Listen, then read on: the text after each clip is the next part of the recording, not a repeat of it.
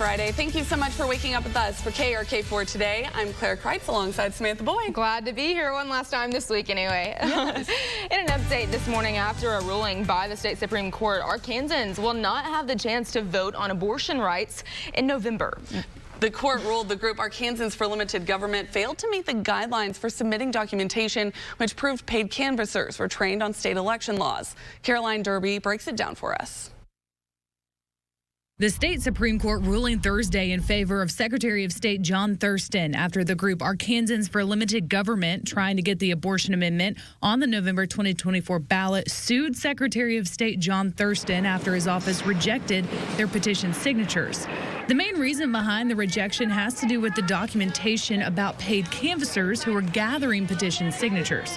Attorney General Tim Griffin represented Secretary John Thurston in the suit. And it basically says when you file your paperwork, your signatures as a ballot campaign, you must turn in a document that says you trained your paid canvassers. According to the ruling, AFLG leaders did not submit a single full list of canvassers noting their training with the petition signatures they turned in on the deadline of July 5th.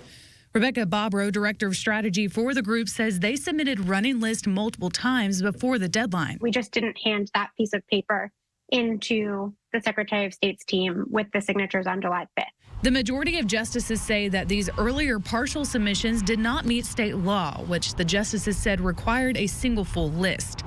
The court was divided on this 4-3. In the dissenting opinion from Justice Karen Baker, she says the Secretary of State seems to be following different protocols for the different measures across the board, which Bobrow agrees with. Hearing that, that the court is not acting properly and has kind of ruled in a way that's silencing 102,000 voters is upsetting and frustrating. The AG says he believes the law is clear on this. This year, the casino folks did that properly. The marijuana folks did that properly on this particular requirement, and the abortion people didn't. That's what we've said from the beginning, and the court agrees with us. AFLG says they are looking into other avenues, if not for this November, then in the coming years. But the Attorney General says that it's over for the group this election cycle. For more on this story, head over to our website, KARK.com.